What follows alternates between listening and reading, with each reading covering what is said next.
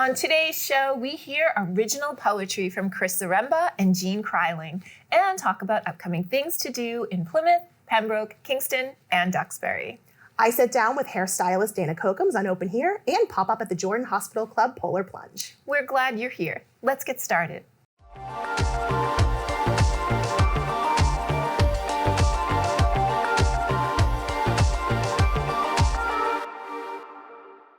Do you know about the groundbreaking team of women astronomers who worked to decode the mysteries of the stars? From the late 1800s into the early 1900s, this group of more than 80 female scientists worked with Harvard Observatory director Edward Pickering to develop a classification system that would go on to shape modern astronomy. They were known quaintly as the Harvard Computers. On Tuesday, April 22nd at 2 p.m., join Duxbury Free Library's community engagement librarian, Sam, for a presentation on the history of these impactful women scientists. Sam has unique insight as a former employee of the library at the Harvard-Smithsonian Center for Astrophysics and will share some of their research in this hour-long program that is free for all to attend. The Harvard Computers, the history of the women astronomers at the Harvard Observatory, will take place in the Setter Room. Visit the library's website to register. Have you ever thought about how much your hairstyle impacts your life? From getting the right do for a job interview to perfecting your gorgeous tresses for a night on the town, a good hairstyle can be your superpower. I sat down with hairstylist and co-owner of Three Broke Girls Salon, Dana Cochems, who gives her clients the chance to express their unique identities through the gift of a magical mane. Hi, I'm with Dana Cochems. Welcome. I'm super excited to have you here. So let's get into it. So tell us about yourself. How did you get into hairstyling? So my dad was a barber, and I kind of grew up going to work with him and sweeping the floor and stuff. And I just thought it was fun. So it was kind of always something that was in the back of my mind. But I actually went to school for business first for a little while. And I really wanted to own my own business. And I had to figure out what I wanted to own. So my dad said, how about hairdressing school? And I said, sure. So that's kind of how that ball got rolling. So keeping it in the family. Yeah. I love it. You're owner of Three Broke Girls in Plymouth. Can you tell us about the business? How did it get its start? So we were all working at a salon in Plymouth, and I always wanted to own a business, and a couple of the other girls did too. So we just started talking and planning, and one of our customers actually, he started a lot of businesses, hairdressing salons and stuff, and he kind of was like, come on, I'm going to push you, let's do this. And so we did, and it was in the matter of a month that we started working with him, having dinners with him, and then opened our salon. Wow. Yeah. That's amazing to have that much support. It was great. It was amazing. Yes. So I think a lot of people are nervous about going to a hair appointment. Is there any way they can prep ahead of time? What do you recommend? Say I want to get a new hairstyle. How would I prep for an appointment? So I would definitely look through photos, magazines, and try to figure out something, that would work with your hair, because you can see a really great hairstyle and it's not going to work for your hair. So you kind of want to keep in mind what has always worked for you in the past, to be able to kind of talk to the hairstylist to let them know, look, this hasn't worked for me in the past. I'm looking for something new, but really they're looking for something that works for them. So you have to really have a good consultation. And bring photos. We're visual people, Right. So photos are great. And preferably not something you drew. Do you get that a lot? We absolutely do. People Wow. draw pictures of what they want, and that's great if you're a great artist. If you're not, it doesn't always work. So a photo's much better. Right. And a 360 photo, I'm assuming. Yeah. See all of the sides. Exactly. Those are hard to find. Right. They are. You're right. Google doesn't work with you on that. What advice do you have for hairstylists? So I would definitely say that asking a lot of questions, especially if you're unsure of what somebody wants. A lot of times they've had things in the past that haven't necessarily worked. So you want to really find out what they want. But I definitely ask a lot of questions. And if, they say something, sometimes things can be interpreted different ways. So like, cut above the ears, or, you have to be very exact with the questions. And, mistakes are where you learn. Like, I feel like I learned everything from making mistakes. So definitely, if you're just starting out, don't let that get you down. Just, oh, can't do that again, and move forward. That's all you can really do. Yeah. What are some challenges you've faced in the industry? I mean, it can be a challenging industry. You're on your feet a lot. Like, what are some things? Definitely, I would think the seasons are hard because, like other jobs too, like there are different seasons that people have more events to go to, so you're busier. But also keep in mind that like winter months can be difficult because people go away, people get sick, you get a lot more cancellations. So just keep that in mind because, it can be rough financially if you're not prepared for those times. Right. That makes sense. Hair means a lot to people. It really does. It makes us feel, to have a good haircut, you're on top of the world. Why do you think that is? Why does what you do matter? I mean, it really brings out people's personalities. It's a way to express yourself. Sometimes you go through something in life and you just want to reinvent yourself, and a new haircut is a way you can do that overnight. We can't really change our faces or appearances, and hair is one way we can do that. All of us can do that, and it can really brighten your day, So, and if you have a job interview or anything, it gives you that extra confidence. So it can be really good, What does the future hold for Three Broke Girls? So we actually just closed up the salon we had in Court Street, and we bought a camper and we renovated it into a salon. And so we're actually going to be traveling around to different locations that we've set up with. And we're going to be, setting up at their location, and then we'll also have our home space, which is where our people who live in their own house and not in a development or anything, so they can come there. It's just a way to get rid of some of the overhead and keep the price right for us, so that we don't have to increase our prices constantly. That's right. That may make it more accessible. That's amazing. Absolutely. Yeah, we're very excited about it. You should be. Yeah. That's incredible. And is this your passion? Do you love what you do? I really do. I feel really lucky. I mean, I work with my best friend. She's my business partner. And we laugh all day long, and just there's a lot of things about my job that make me remember it's so important. It's like we're kind of there for people who are going through chemo and sometimes have to cut their hair. And there's, different things. You see a lot of sad, but, also very happy things. You're with people during certain occasions. And it really is important to me anyway. I really do enjoy it and love it. And the people I've met along the way have just made my life what it is. And it's been really great for me.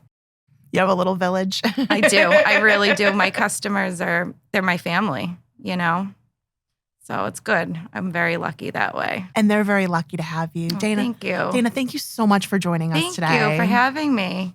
To contact or learn more about Three Broke Girls, visit their Facebook page. Get ready for an unforgettable musical journey as the United States Air Force Academy Band presents The Spirit of America at the Duxbury Performing Arts Center on Monday, April 14th at 7 p.m. Sponsored by the Duxbury American Legion, this uplifting concert will showcase a vibrant mix of musical genres celebrating the spirit of our nation, from patriotic favorites to jazz, pop, classical, and country, all performed in honor of the service and sacrifices made by our military heroes, past and present. The concert is free and open to the public, but to ensure seating, you must reserve your spot. Request your tickets by emailing John Magnarelli at duxmag72@hotmail.com. Trinket trading is the whimsical custom of trading meaningful small items as a token of friendship or memento from an event. If you've been to a Renaissance fair, it is likely you're familiar with this practice. For teens and tweens, the act of trinket trading is a wonderful way to make new friends and foster meaningful connections with others in the community. The Kingston Public Library is bringing the experience to the teen room on April 22nd for a teen and tween trinket trading gathering. From 3 to 4 p.m., tweens and teens can bring small tokens, either handmade, found, or store-bought, to trade with others. No registration is required, but please visit the library's website to become familiar with the types of trinkets that are appropriate and the rules for the event to ensure an enjoyable experience for everyone. The Jordan Hospital Club's Polar Plunge event has been going strong for 23 years, raising over $1.6 million for the Cancer Center at BID Plymouth. We popped up at this year's Plunge to speak to the Jordan Hospital Club and, of course, the Plungers to get their take on this fun and important event.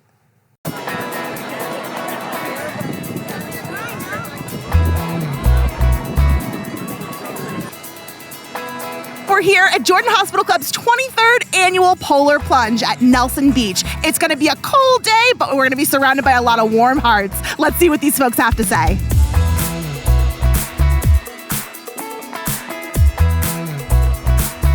I'm with Catherine McKenna.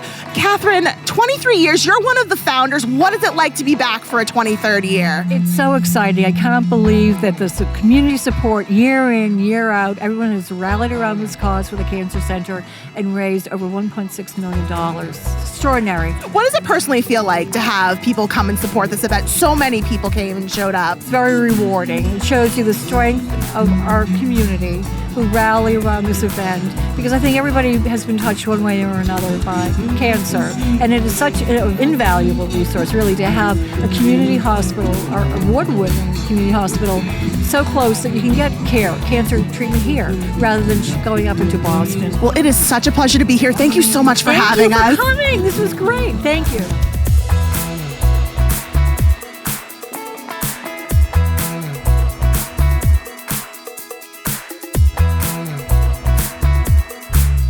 With Kevin Coughlin, who's the president of BID Plymouth. Welcome. Thank you for joining us today. Thank you. I'm really happy to be here. So how does this event help the Cancer Center at BID Plymouth?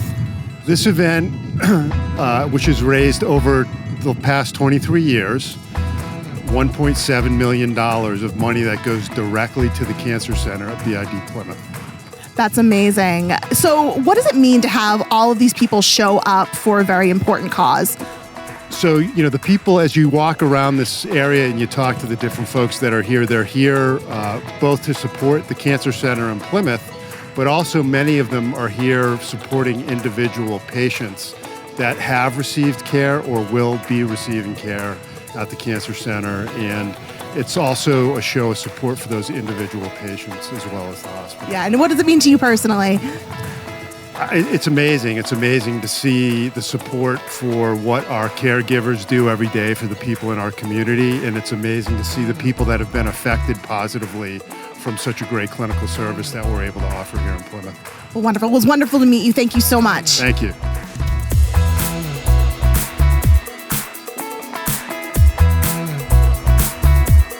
I'm with my new friend, Miss Jen. Jen, you have a whole village plunging for you today. Can you tell us a little bit about your story? My name is Jen Smith, and I am a second grade teacher at Bannerman Elementary School. I was diagnosed in July with breast cancer, and my whole village is here jumping in for me today, and I'm just blown away by the support that's here, and it's just incredible. How does it feel to be surrounded by so much love right now? Humbled, completely humbled. That's the only way to explain it. Seeing former students, current students, their families, my friends who, have become friends through school, through, our community events and things like that. It's just incredible. Jen, thank you so much for joining us today. I'm so happy You're such an inspiration. We'll get our toes in the water, and we're going to raise some money for a really amazing cause. Let's do it. The Jordan Hospital Club has been amazing, and bringing it to the Cancer Center, I can't thank them enough. I'm receiving their care. It's incredible as well. So thank you. Thank you. Thanks for having me.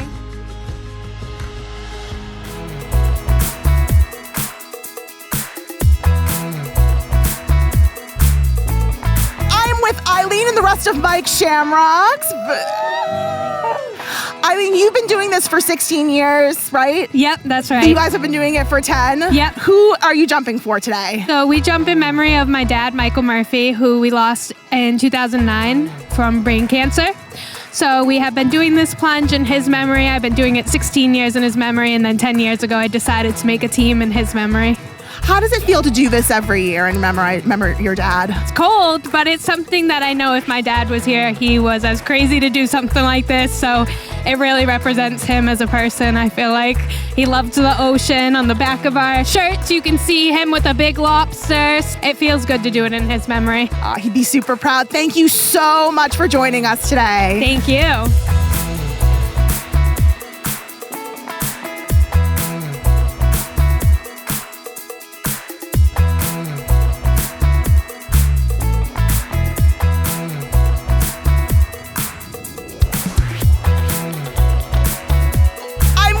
And the Uva Wine Fairies. Welcome. So happy to have you here today. Thank you. So what brings you guys to the plunge this year? So this is our 4th year that we've done the Polar Plunge. We have amazing staff at Uva Wine Bar, and these are our wine fairies.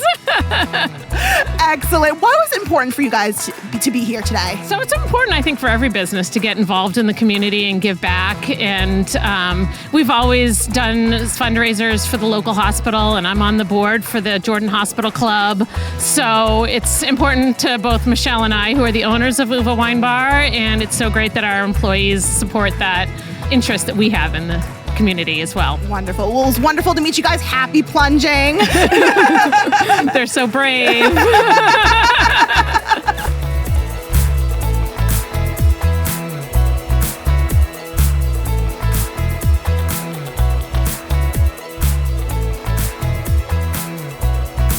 With Jordan. Jordan, can you tell me how excited you are today? Yes, Jordan is very excited to be at the Polar Plunge. Can you wish all the plungers a good luck? All right, and the 23rd annual Polar Plunge is about to begin.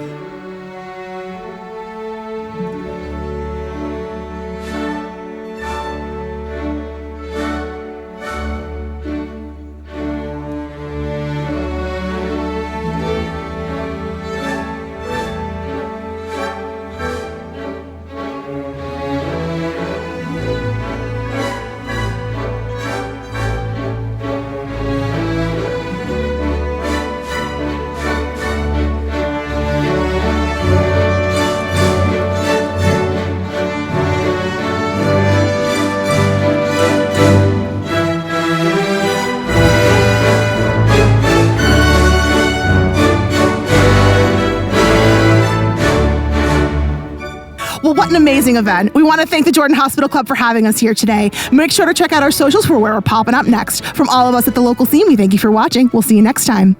You ready, camera operator Max? All right, let's do this.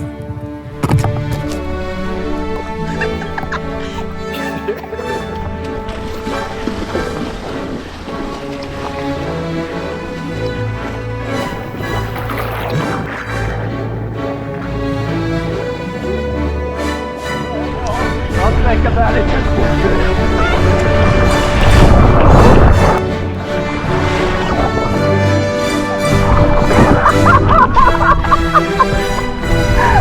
Yes! I'm not shivering, I'm just excited. In the spring, at the end of the day, you should smell like dirt. If you relate to this quote by author Margaret Atwood, there is a gardener gathering you'll really dig at Plymouth Patuxent Museums on Thursday, April 24th from 10 a.m. to 12 p.m. A year in a gardener's life for late spring is designed to help you give your garden its best chance to burst forth in bounty and bloom this season, offering time-tested tips and tricks for plant propagation. Included in the admission price is a tour of the Plymouth Patuxent greenhouse, where you'll get an insider's view of the operations in motion to prepare all the seedlings for planting in the year ahead. Tickets are for the program and greenhouse tour only and are available for purchase through Eventbrite. Grab your ink daubers, Lucky Charms, and desire for language learning, and make your way to the Pembroke Public Library for an ASL Family Bingo Night on Friday, April 25th. Drop in to learn signs and American Sign Language with a member of the deaf community, and practice what you learn playing ASL Bingo.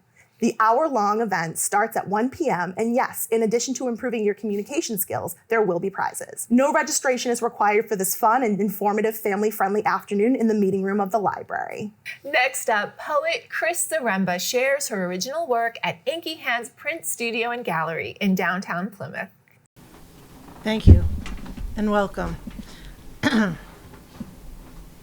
So I wasn't able to get down here, and Kat was nice enough to offer me a viewing of some of the paintings in here, so it was wonderful. I was able to pick what I wanted, and it's this one. And it's called Silence is Golden. End of the day, end of the trail, another wilderness adventure, another wilderness tale. He was called to the mountains this time. It was much more than you see. He returned with all his story. He shared them all with me. The artist captured the moment. The universe set the scene. The silence was golden. It was a picture. It was a dream.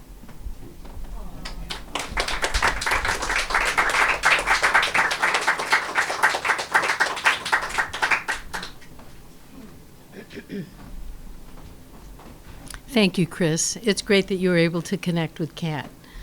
Pay homage to the beautiful floral bouquets spring brings through the act of slinging ink onto a page at a printmaking workshop happening on Saturday, April 12th at the Plymouth Center for the Arts. Taught by Christine Yorty, the Spring Fling printmaking workshop is ideal for adult artists with zero or limited experience in printmaking looking to explore or expand their skills. The class is from 4 p.m. to 6:30 p.m., and all materials will be provided, including some pre-made stencils. Teens ages 14 and up are welcome to join, if accompanied by an adult. The cost is only $10 to reserve your spot and $9 if you are a member. Sign up through the center's website. Robert Kennedy's life as an Irish immigrant in the 1840s was not easy, but his skill and talent as a tailor gave him a hemmed leg up in his pursuit of the economic opportunities and better quality of life so many sought here in the United States. On April 16th, the Duxbury Senior Center invites you to learn about the life of the man who became Duxbury's Irish tailor and glimpse the sartorial splendor of Duxbury men of the 1840s by peeking into Kennedy's workbook, which is archived in the collection at the Duxbury Rural and Historical Society. This hour-long event starts at 1 p.m. and is so easy to sign up for. Visit the Duxbury Senior Center's website. Next up is poet Jean Kreiling in a reading of her original work. Good afternoon. My name is Jean Kreiling. Thank you all for coming. Thank you so much to Miriam for organizing the poetry side of this. And thank you to this artist whose name I fear I'll mispronounce. I have not met him. Daniel Gart. Daniel Gart, thank you.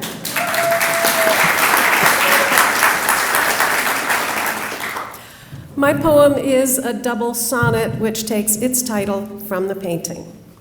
House on the Gurnet. It has good bones, and so do we, we're told, although this salt-lashed house stands somewhat straighter than we do. And the truth is, we're too old to stay out here, our need for doctors greater than we'd like to admit. We ought to be near drugstores, friends to call for help, paved roads, along which we could drive more easily, as our health, like the nearby shore, erodes. We sold the boat 3 years ago. Our daughter spends less time here each summer. We don't swim or fish, and every storm brings higher water, our sandy margins increasingly slim. We'll sell. The place will fetch a decent price, but any deal will be a sacrifice. We're certain in our bones this sacrifice makes sense. Let someone else take on repairs, replace the windows, and seek out advice about the wind-whipped roof. Time's rigor spares no mortal and no shingle, all go gray. But in our seasons here, time's given more than it has taken. It's painted the bay uncounted blues, brought gull song to our door, elicited the sweet stink of low tide, grown only grass too spiky wild for mowing, and taught the house to creak in dignified rapport with us. So yes, we'll soon be going, but we'll take with us memories accrued through years that filled our bones with gratitude. Three-time winner of the Best of Boston and coming off a successful run at Soho Playhouse in New York, comedian Jimmy Tingle is bringing his critically acclaimed one-man show, Humor and Hope for Humanity, to the Spire Center in Plymouth on April 19th. A master storyteller endowed with wit and comedic insight, Jimmy will take us from his beginnings as a street performer and comic to network television and Harvard's Kennedy School of Government, all culminating in a run for political office and the moment he stands in now. Clean, funny, and dusted with glimmering moments of hope, this is a show that will provoke constructive thought and leave you feeling healed by some of the best medicine there is, laughter. Doors the night of the show will open at 7 p.m. and the comedy kicks off at 8. Tickets are on sale now through the Spire Center's website. April is National Poetry Month, and to celebrate, the Duxbury Free Library has invited poet Susan Hunter to the Merry Room on Wednesday, April 16th, for poetry-loving patrons to come learn about her newly published book, Unfinished Spaces. Unfinished Spaces is a collection of poems about the people and places left behind during a lifetime, in the sense of unfinished space that lingers in their absence and with the overall passing of time. About this recently released collection, former Plymouth Poet Laureate Stephen Delbos opines, these poems are intimately familiar with the slow cadence of the passing years and record a life lived with compassion while crafting that life creatively through poetic projection and recollection. The event will begin at 1 p.m. and the link to register can be found on the library's website. And that, my friends, wraps this episode of The Local Scene this week. Thank you for watching. If you live or work in Plymouth, Pembroke, Kingston, or Duxbury and would like to have your own show or podcast, you should. Email community@thelocalscene.media to find out about our free production services and training for community members. And if you have a story or event you'd like people to know about, email us at story@thelocalscene.media. We thank our patrons Tiny & Sons, Quintal Brothers, and Squinty's Pizza for supporting our mission of community in action through media. We'll be back next week with more of what's good and good to know in our area. Until then, we'll see you on The Local Scene.